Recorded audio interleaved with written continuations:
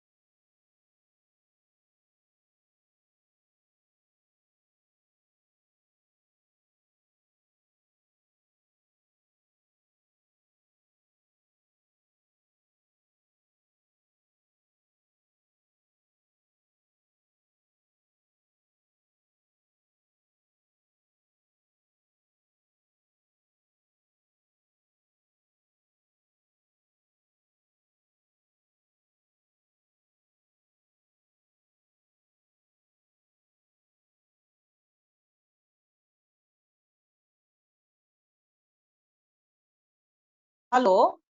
Yeah. So I was talking to you regarding the epidemiology of the chronic kidney disease. And if you look at the epidemiology from European and from the Middle East and Southeast Asia, the incidence from the European population is around 11 to 12 per million child population, whereas it is at least 3 times higher in Southeast Asia and Middle East. And specifically in Middle East, the numbers are higher probably because of more structural abnormalities, because of consanguinity in these particular areas. And if you look at the male to female ratio of chronic kidney disease, it is much higher in males as compared to females. And this is probably because of higher incidence of posterior urethral valve, obstructive uropathies, etc. in males.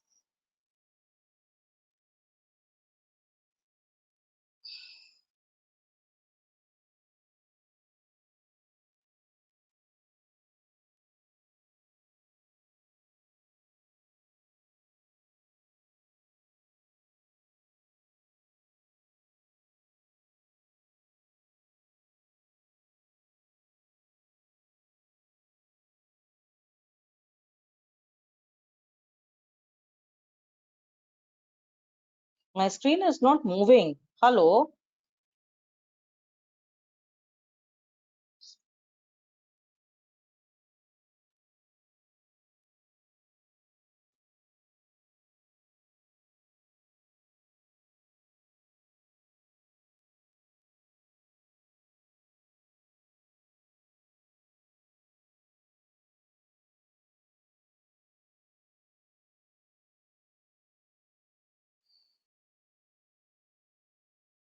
Hello. My screen is not moving.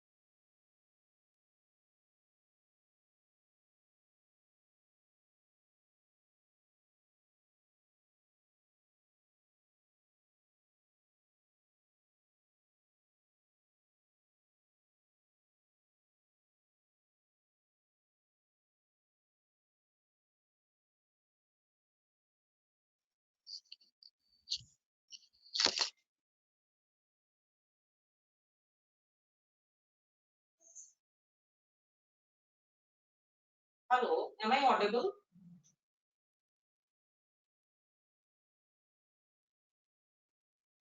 Yes, ma'am. Am I audible now? Yes, ma'am. Hello. So I was just talking about the epidemiology of chronic kidney disease, that we have a higher incidence in Middle East and Southeast Asia as compared to the European population, and probably this is because of the consanguinity. Now, if you look at the data of chronic kidney disease, the availability of data is primarily from various renal registries, and we have this North American Pediatric Renal Transplant and Cooperative Society registry data, we have the Australia and New Zealand data, and we have our own CKD registry of India. And if you look at most of these registries, they were started in transplant patients, then they were expanded to patients who were on dialysis, and now they have also started recording data from patients who have non-dialysis patients, that is patients in CKD stage 2 and stage 3. And if you look at the data from most of these registries, and it is primarily on transplants and primarily on those who are on dialysis.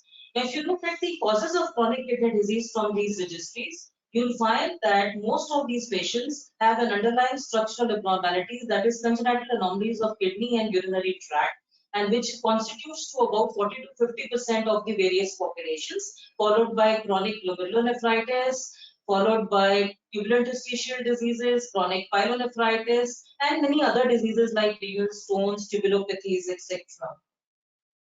Now, this is a recent study from Germany where they looked at 405 patients who presented with congenital anomalies. And what they found was that renal hypoplasia dysplasia is the one of the most common abnormality, which constitutes in about 2/3 of the population. And almost half of these are antenatally detected. And the stages of CKD presenting in boys is much worse than those who are, especially in those with females. And if you look at the symptoms of chronic kidney disease, most symptoms of CKD develop once the GFR falls below 30 ml. Once the GFR is above 45 ml, most patients are asymptomatic, and that is one of the primary reasons why the patients do not present early, and most of them present in later stages of CKD in the pediatric population. And if you look at the complications of chronic kidney disease like anemia, metabolic acidosis, bone mineral disease, they usually present once the GFR falls below 30 ml. And similarly, symptoms like nausea, vomiting, gastritis, and hypertension present in CKD stage 4, that is a GFR below 15 ml. And once the GFR falls below 10 ml, they start developing edema, CHF, polyneuropathy, and mental changes. So if you look at, this is the data from the CKD registry of pediatric of India, the pediatrics registry, and this is our own contribution from our own side. And if you look at the most common presenting features in these patients were essentially edema, failure to thrive, and acidosis, and most of them had presented in late stages of CKD, that is CKD stage 4 and stage 5. Now, if you look at the investigations that one needs to do in patients of CKD, well, we need to do a hemogram to identify anemia. We need to do a KFT to identify the stage of CKD. Then we know that various electrolytic abnormalities like hyperkalemia, hyponatremia, hypocalcemia, hyperphosphatemia can occur in these patients. So all these investigations are required. And a venous blood gas is required to identify the metabolic acidosis. And for identifying the bone mineral disease, the calcium phosphate, alkaline phosphate, and PTH values, and 25-hydroxy D levels, essentially to identify any other underlying vitamin D deficiency. A urine protein microscopy is essentially required to detect the proteinuria. And for quantification of proteinuria, it has to be either a 24-hour the protein estimation or a spot albumin-creatinine ratio. Other parameters like 24 hours calcium, oxalate, citrates are only required if there is urolithiasis. Now, amongst the imaging, the most important imaging in a child of CKD is probably an ultrasound abdomen, which gives us enough idea of the abnormalities, underlying abnormalities. Micturating cystourethrogram, I'll be showing you some of these pictures where some of these patients are having these underlying abnormalities. MCOG would help you in detecting the lower tract abnormalities like posterior urethral valve, or bladder, obstructive uropathy, etc. Intravenous pyelogram is rarely done in today's era. Most of the IVPs have now been replaced by nuclear scans like your DTPS scan, which is a functional scan and which can tell you the functionality of the kidney. Apart from that, other scans like DNSA scans, the dimercaptosuccinic acid scan helps in identifying the structural anatomy of the kidney and helps in also identifying any visualizing any scars which are present in pyelonephritic kidneys.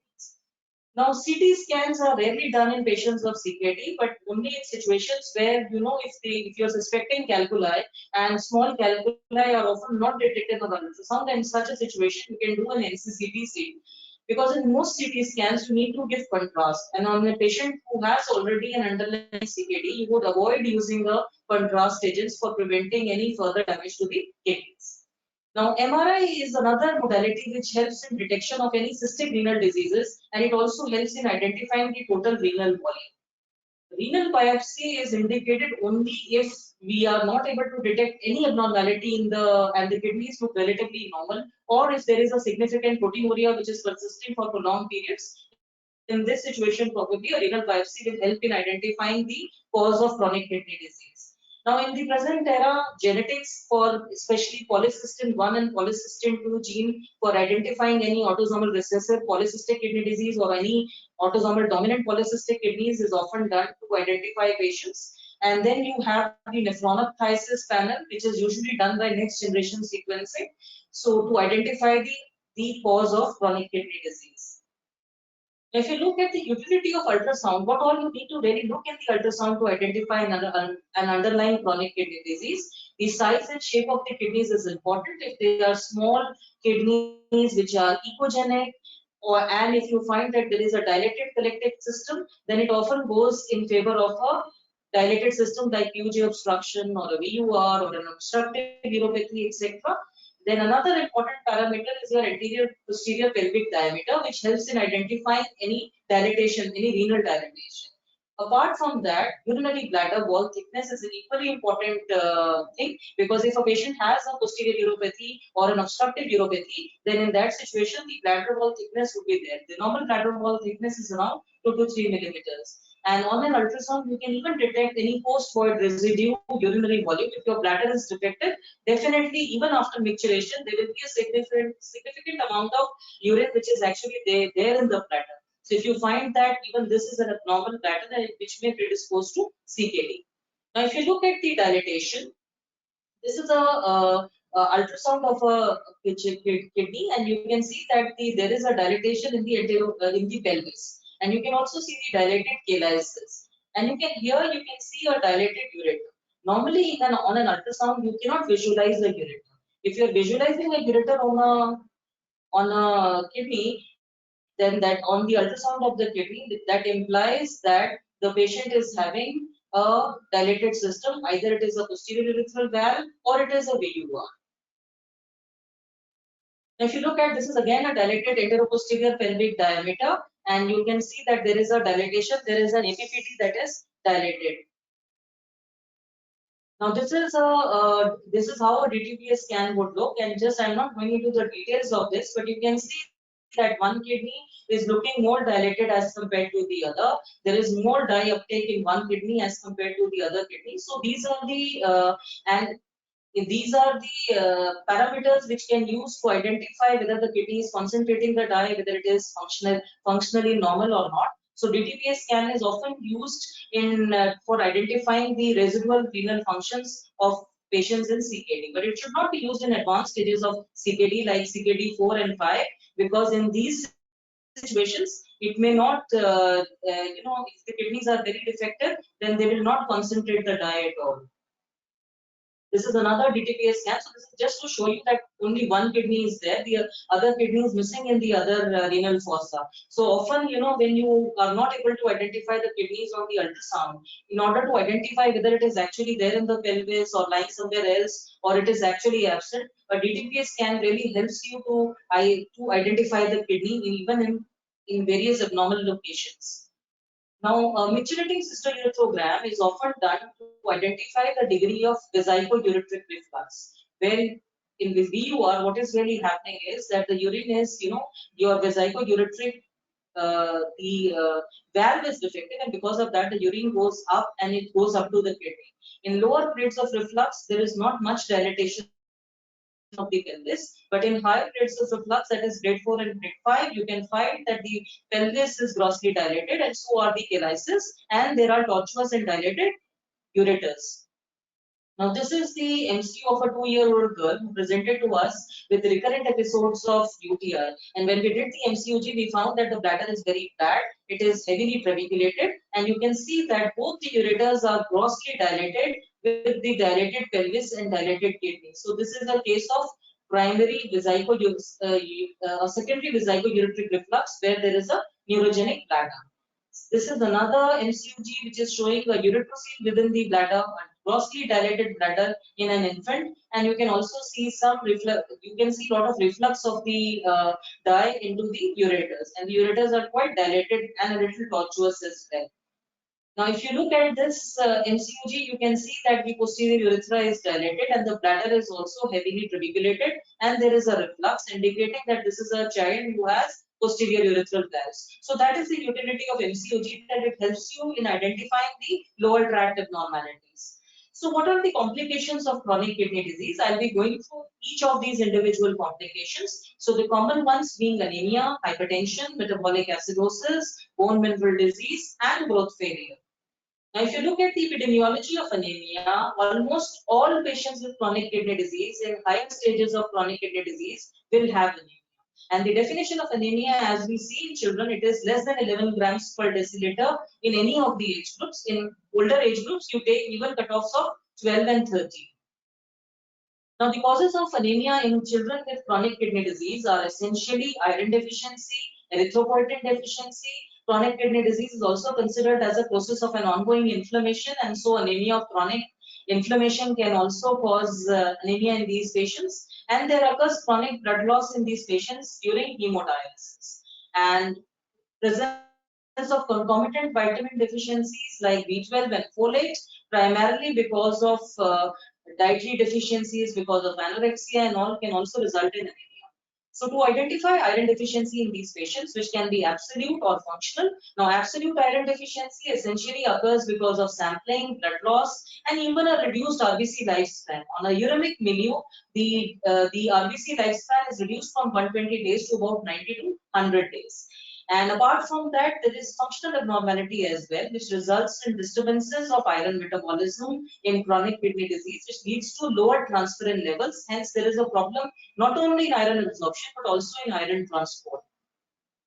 Now, if you look at the evaluation that you need to do for anemia is that you need to look at the complete blood count with the RBC indices, and absolute retic count will help you to identify iron deficiency, and serum ferritin levels are very important to identify any concomitant iron deficiency in these patients, and B12 and folate levels will also additionally identify any concomitant B12 and folate deficiency.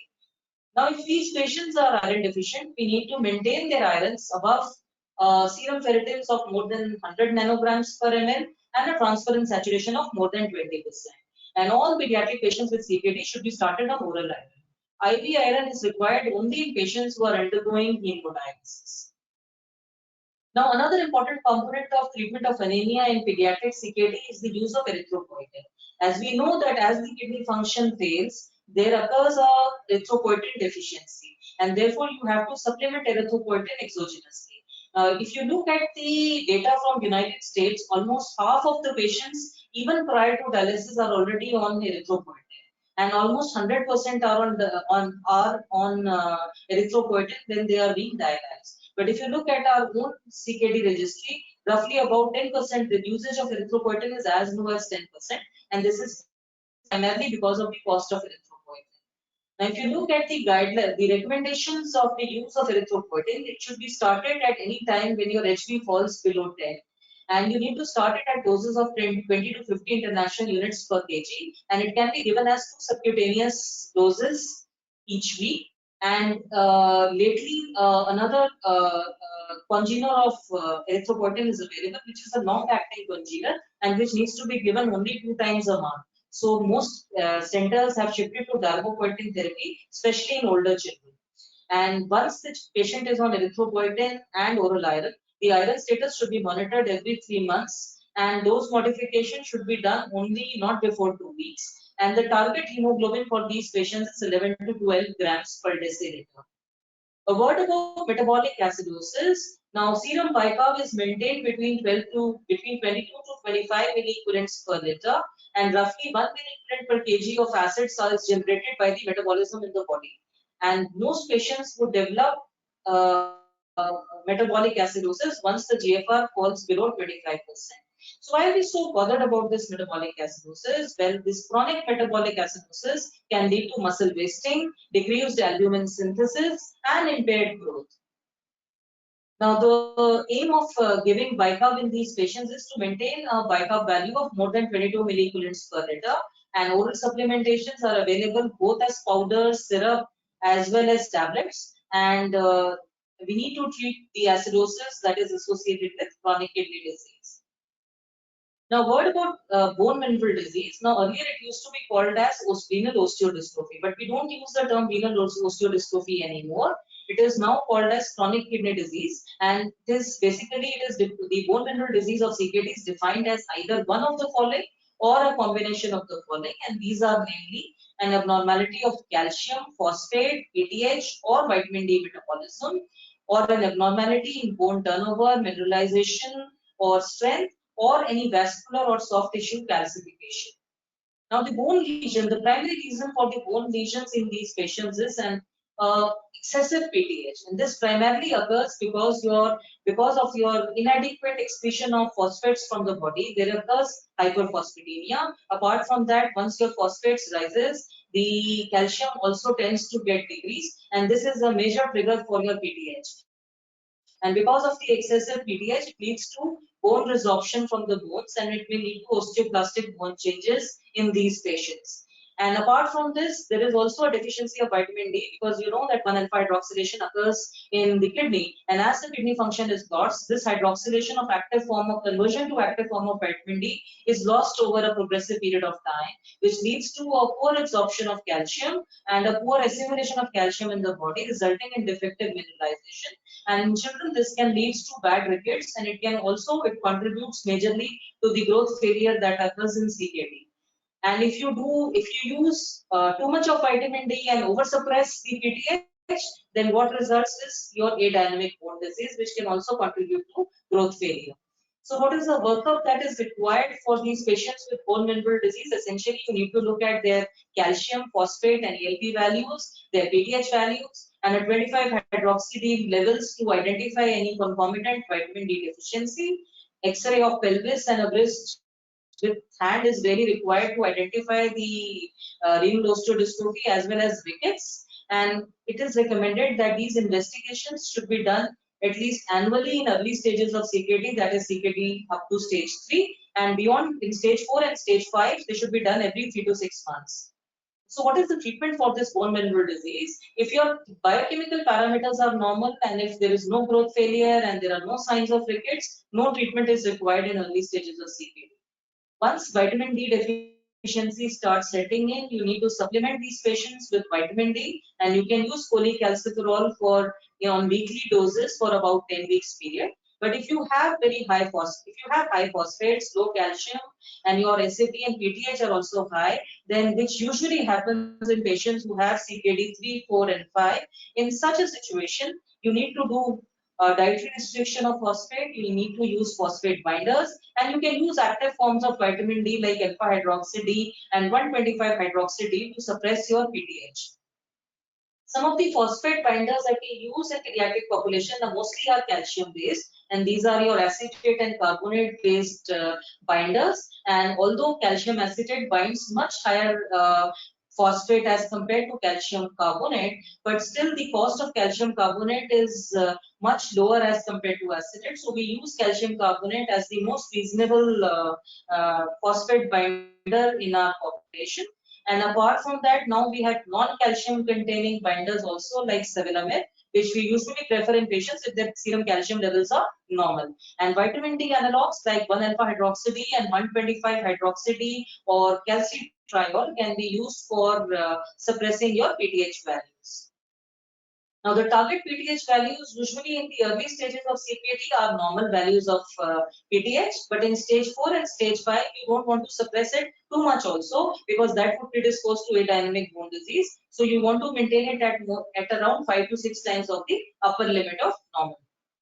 Now, the growth failure, which primarily occurs in chronic kidney disease, is essentially occurs because of the poor appetite, which occurs because of anorexia, concomitant anemia, acidosis, hyperparathyroidism, increased protein metabolism due to metabolic acidosis, and also there is a situation of apparent GH resistance on a background of uremic mania.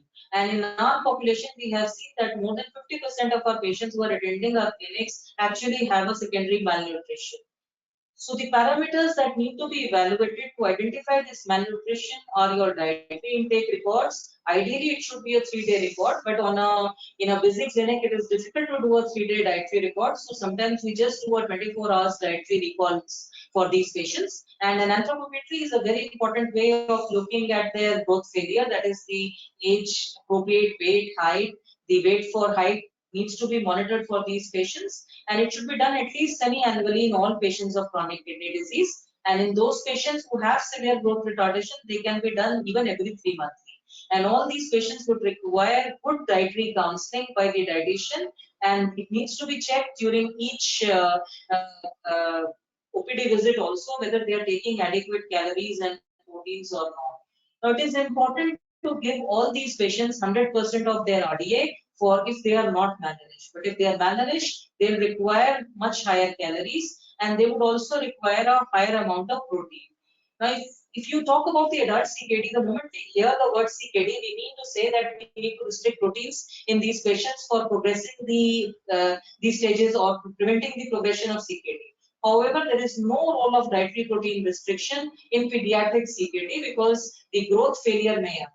And most patients who are on hemodialysis and peritoneal dialysis, in fact, need actually much higher amounts of proteins, as they are losing proteins in both hemodialysis as well as peritoneal dialysis tubes.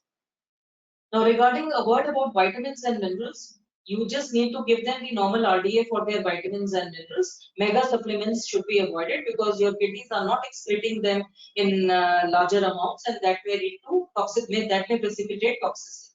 A word about potassium and sodium. Now, potassium tends to increase once the patient is in CKD 4 and 5. So there is no point in restricting potassium in the diet in the early stages of CKD. And similarly for sodium, if the patient is hypertensive, only then there is a role of restricting sodium. Otherwise, reduced sodium diet in pediatric age group can lead to non-palatability, and therefore the child may actually refuse to take the diet. But it is important to avoid things like, which have high amounts of sodiums like chips, salty biscuits, etc. So that advice can be given to these patients. Now, hypertension, I'll be discussing about this in detail, but in the later slides. But if you look at the overall CKD, almost 50% of these children have hypertension, and both the high blood pressures as well as increased proteinurias are predictors of progression of CKD in pediatric population. So it is suggested that antihypertensives should be started once the BPs are more than 90th centile for these patients for that age, gender, and height. And the antihypertensives that are preferred for preventing the progression is that if the patient is having significant proteinuria, then there is a point in starting ACE or ARBs. But ACE and ARBs should be given carefully. They should not be given to patients who have a GFR below 30 ml because this can cause significant hyperkalemia. The other antihypertensives which we can safely use in these patients are calcium channel blockers, amlodipine, beta blockers like atenolol and metoprolol, alpha blockers like prazosin, clonidine, diuretics, etc. can be used safely in these patients. Now, very briefly, I'll talk to you about the kidney replacement therapy, because renal transplant, though, is the most definitive and best form of kidney replacement therapy, but most patients would require dialysis in some form, either in the form of peritoneal dialysis or hemodialysis before they go to this stage. So the indications of starting kidney replacement therapy in chronic kidney disease are when your GFR falls below 10 ml, or if there is medically uncontrolled hyperkalemia, fluid overload, uncontrolled hypertension, or an increasing hyperphosphatemia, uremic symptoms, or there is persistent growth failure. even at higher GFRs, you can start kidney replacement therapy if there is persistent growth failure. The modalities of kidney replacement therapy are peritoneal dialysis and hemodialysis. If you look at the current scenario of the use of these modalities in the pediatric age group, if you look at the American data, a larger number of patients are on chronic peritoneal dialysis. But if you look at the Indian data, a larger proportion of patients are on hemodialysis. The reason for this being that hemodialysis is available at tertiary care centers, and it is, like it is in, at least in the government setup, it is available free of cost. Whereas chronic peritoneal dialysis is not supported by the government in India. So because of that, the older children, most of the families tend to prefer hemodialysis as compared to peritoneal dialysis. But if you ask me regarding the utility of each modality, in younger age groups, it is difficult to achieve vascular access and all, and hemodialysis leads to more complications in younger population. And that is why in children below the age of 5 to 6 years, we prefer chronic peritoneal dialysis as one of the kidney replacement modalities. Whereas in older children, especially above 7 to 8 years of age, hemodialysis is a preferred modality. If you look at the principles of dialysis, they are almost same for both these modalities. Now, dialyzer is the peritoneal membrane in case of peritoneal dialysis, whereas it's an artificial membrane in case of hemodialysis. And the major way of removing the solutes is basically by passive diffusion, which is passive movement of solutes across a concentration gradient. And by the osmotic ultrafiltration or convection, we are removing the fluid. So we need to remove the urea, creatinine, sodium, and potassium by diffusion, whereas we need to remove the fluids by use of osmotic ultrafiltration. And the osmotic ultrafiltration in peritoneal dialysis is essentially the glucose that is added to the dialysate fluid, whereas in in hemodialysis, it is the hydraulic pressure or the transmembrane pressure which is being provided by the hemodialysis machine. Now, if you look at the delivery of peritoneal dialysis in the pediatric age group, it can be either manual, but most children are unable to do the peritoneal dialysis themselves. So the parents will have, or the caregivers will have to do the peritoneal dialysis. And now many of these automated cyclers are available, which help in doing the automatic peritoneal dialysis, especially during night time. So that can give some relief to the primary caregivers, because otherwise the parental burnout happens much earlier in patients with chronic peritoneal dialysis in pediatric age group as compared to hemodialysis. And if you look at the types of, I'm not going into the details, but you need to know the names. Like chronic ambulatory peritoneal dialysis, we do at least 3 exchanges during the day and 1 long exchange in the night, so that both the caregivers and the patient can sleep properly in the night. On the other hand, if the child wants to attend school or college during the daytime, then it can be a long dwell during the daytime, followed by nightly peritoneal dialysis or nightly intermittent many doses, and which can be given in the form of cyclers. Now, for peritoneal dialysis, you essentially need a permanent double cuff catheter, which is your Tenkov catheter, which needs to be placed surgically, which can be done by an open surgery or laparoscopically.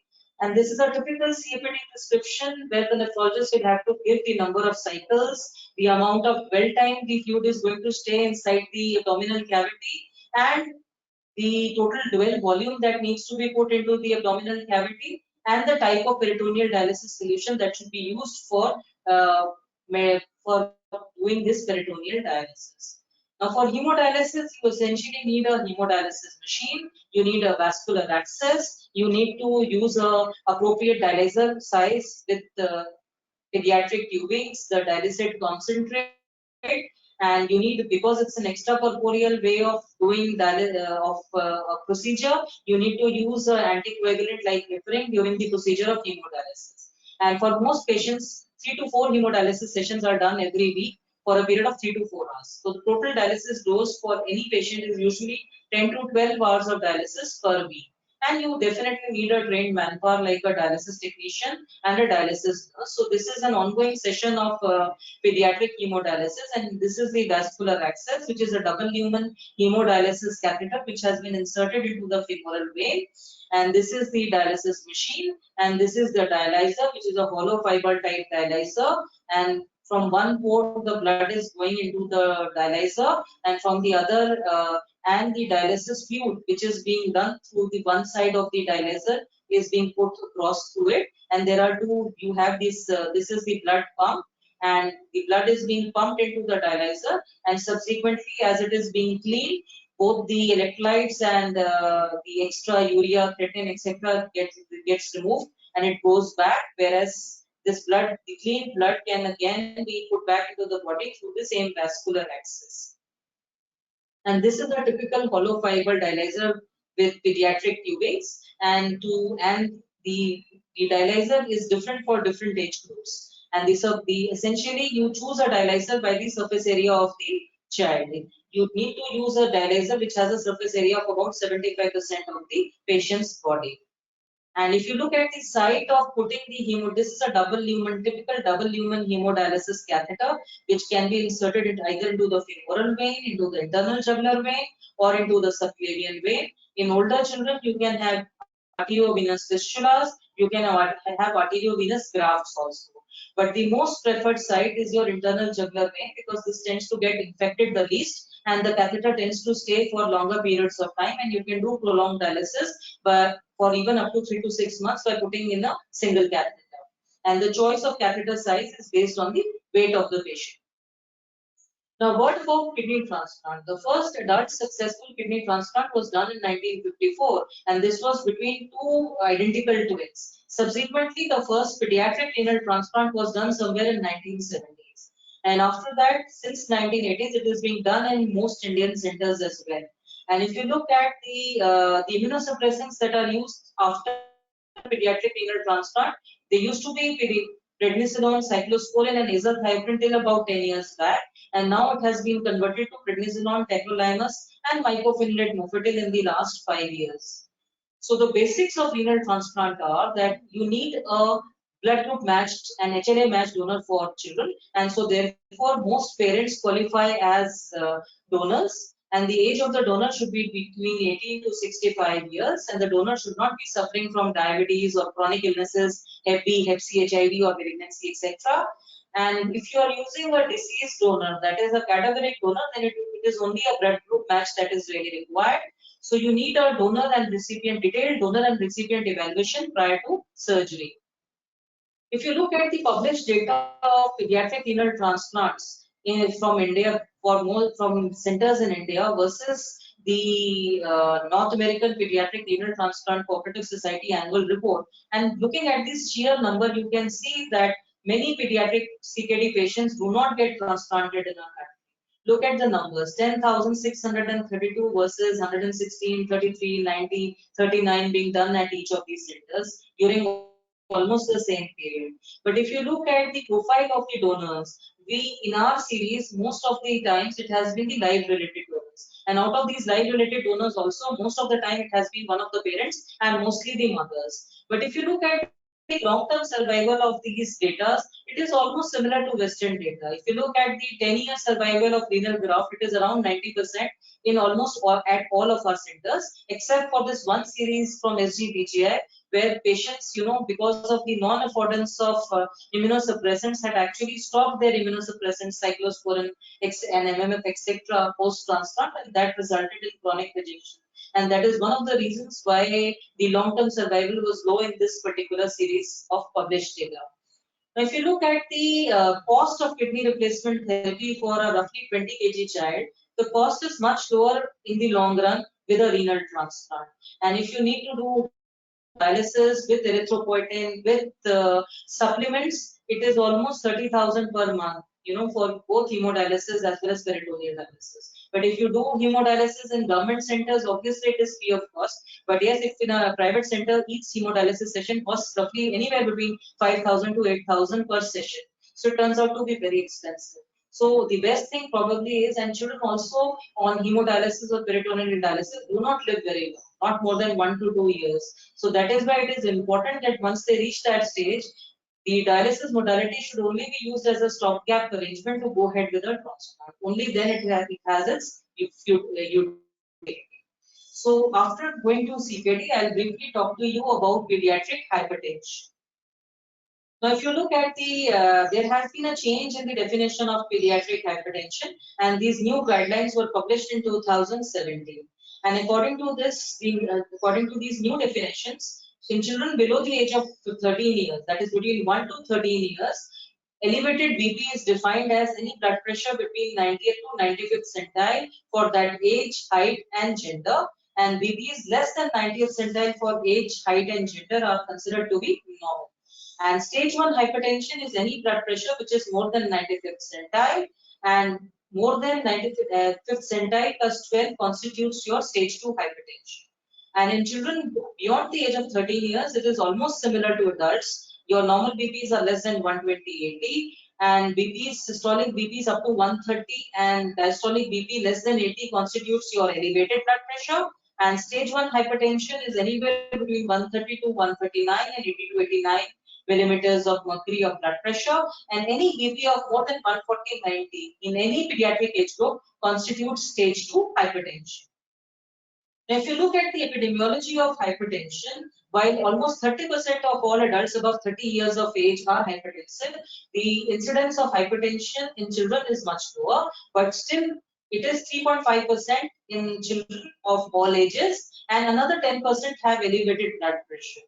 And there has been a recent trend in the change in the last 10 years or 20 years. There has been a significant increase in the incidence of hypertension, and this appears to be primarily related to obesity. There has been an increase in the incidence of obesity from 0.9% in 1975 to almost 7.8% in 2016. And if you look at the patients who are obese, almost 1/4 of them are also hypertensive. Now, if you look at, these are some of the new charts which are much easier to use to identify whether the patient is hypertensive or not. So to use these charts, you just need to know the age of the child. So if it's a 1-year-old child, and if his height is 80.80, around 80 centimeters, then his 50th centile for the BP, systolic BP is 86 millimeters, 90th centile is 99, 95th is 103, and 95 plus 12 is 150. So by using these charts, because blood pressure, elevated blood pressures or hypertension, the diagnosis is based both on systolic or diastolic, or either on systolic or diastolic BPs. So you have these for both systolic as well as diastolic BPs. So these are charts which are much easier to use as compared to the previous charts. Now, what about what constitutes hypertension in neonates and infants? Because these charts can be used only beyond 1 year of age. In neonates, the incidence of hypertension is less than 3%, but in high-risk newborns, it is much higher. It is about 9%. And the BP values, you have separate charts for babies who are born with between 26 to 44 weeks. And between 1 month to 1 year of age, you are supposed to use the second task force curves only. I'll just give you a snapshot of that. Now, this is a BP chart for infants, that is from birth to 30 days, and here you can use the post-conceptional age. So if it's a newborn born at 40 weeks, if you look at the 50th centile BPs, they are 80/50, and this increases to 95/65 if you look at the 95th centile, and BPs of 100/70 are more than 99 centile for newborn babies. So one child is born with the lowest BPs, and these BPs keep increasing to, and they reach to normative values as those of adults around 13 years of age. Now, if you look at, these are some of the charts. These are the second task force curves which need to be used between, if you are looking at you are comparing the BPs of children between 1 month of age till 1 year of age, and you can look at, they give you the values of 50th, 75th, 90th, and 95th centiles. So what are the devices that you should be using for BP measurement? Now, earlier we were using a mercury sphygmomanometer, but we know that because of the environmental hazard that mercury used to cause, now we don't use mercury sphygmomanometers, but you have these mechanical sphygmomanometers that are now available. Then you have these automatic devices which are based on oscillometric method, where you don't auscultate, they give an automatic value, but this is a calculated values of systolic and diastolic BP from the oscillations that occur in the vessel over which the cuff is lying. So these values are less reliable. Then you have the aneroid devices, where you can use a stethoscope to measure the blood pressures. Now, in pediatric wards, you will find that there are multiple sizes of these pediatric cuffs. These are essentially because across different ages, you need to use a cuff of appropriate size, because a large cuff will underestimate the blood pressure and a smaller cuff will overestimate the blood pressures. So the way the ideal BP cuff should be having a cuff width of about 40% of your mid-arm circumference, and the length should be between 80 to 100% of the mid-arm circumference. So if you don't remember your mnemonics, that what size cuff that you need to use in a particular child, you can measure the mid-arm circumference and you take a 40% of that value, and the width of your cuff should be around 40%.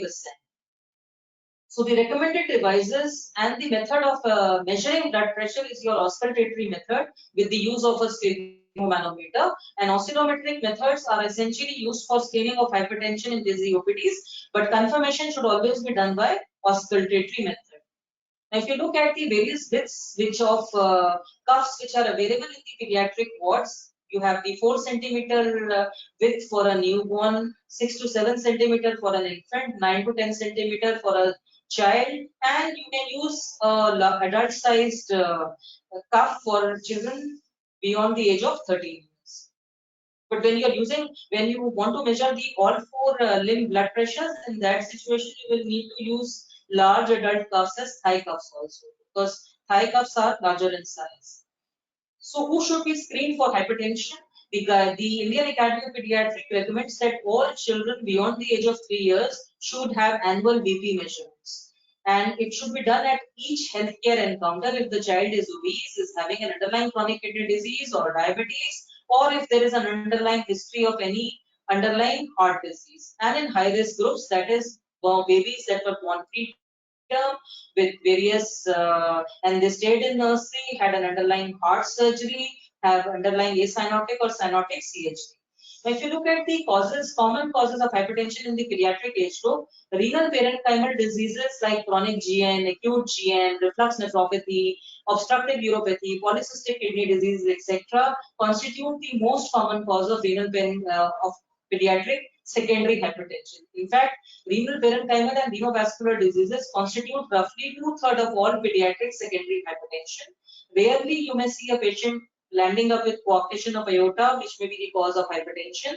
Then again, endocrine causes of hypertension like pheochromocytoma, Cushing syndrome, primary hyperaldosteronism, congenital adrenal hyperplasia are rather rare causes of hypertension, and Wilms tumors and neuroblastoma, etc., again may constitute. So all these causes will constitute less than 5% of pediatric hypertension. And once you have ruled out all these conditions, then probably if you are not able to figure out cause, then it is probably essential hypertension and early onset of essential hypertension. But generally, less than 10 years of age, you won't see essential hypertension. Less than 10 years of age, these are the causes of hypertension. Beyond 10 years, possibly, if the child has presented for the first time, then essential hypertension may be a major cause of hypertension.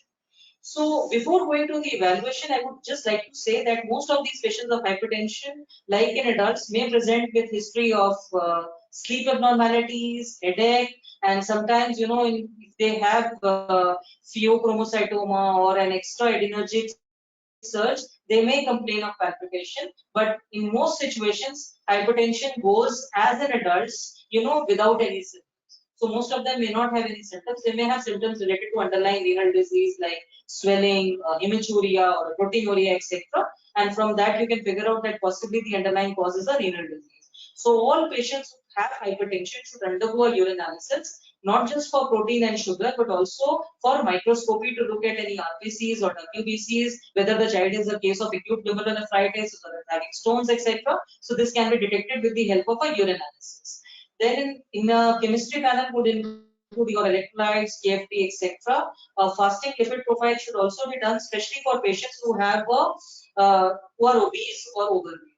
And a renal ultrasound should be done for all children who present with hypertension to identify any structural abnormalities of the kidney. HbA1c is usually indicated in obese patients, and especially in ALT-AST2, again in obese patients. And thyroid stimulating hormones, if all of these things are negative, then rarely hyperthyroidism may also cause hypertension. And sleep studies, etc., generally only as secondary causes if the child is very obese. Now, for identifying renovascular hypertension, a Doppler ultrasonography is a good screening modality where you can look at the renal resistive index of the main renal arteries or interlobar or aquate arteries. Well, earlier we used to use a lot of CT angiography, which has a high sensitivity and specificity to identify renal artery stenosis. But in the era of MR angiography, we don't want to expose these young children to a lot of radiation, so that is why we would go ahead with an MR angiography. And nuclear radiography generally is not required for identifying the cause of hypertension, but in patients who have recurrent UTI, sometimes we go ahead with a DMSS scan to identify renal scars. So why are we so bothered about this pediatric hypertension? We are bothered about the target organ damage. And especially, to the heart. Silent hypertension, we know, is a killer. So to identify the target organ damage to the heart, that is the left ventricular hypertrophy, and echo is the best modality. ECG is relatively has a poor sensitivity to identify moderate to severe left ventricular hypertrophy, and various parameters like left ventricular mass, the left ventricular relative wall thickness, and ejection fraction are looked in a good echo to identify any target organ damage because of the preceding hypertension. And besides the echo, even in the eye evaluation, you can see hypertensive changes in the retina. So an eye ophthalmological examination is also recommended for these patients to identify any significant hypertension in the past. And regarding the management of hypertension, for elevated BP, it is recommended that we should start with a DASH diet. So DASH diet is basically dietary approaches to stop hypertension, and a major component of DASH diet is essentially a low sodium and high potassium diet.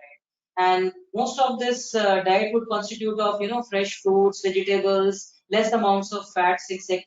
And you start these dietary modifications and encourage the child to increase his activity, become less of a couch potato, to lose weight, and then you can reassess the child at the end of 6 to 12 months. If the blood pressures are still on the higher side, then it is recommended that you should be doing an ambulatory BP monitors. And if the BPs are still high, despite all your evaluation, diagnostic evaluation, then you should start with some form of pharmacotherapy. But if the patient presents in asymptomatic stage 1, lifestyle changes, etc., should be recommended only if the patient does not have underlying renal parenchymal abnormalities or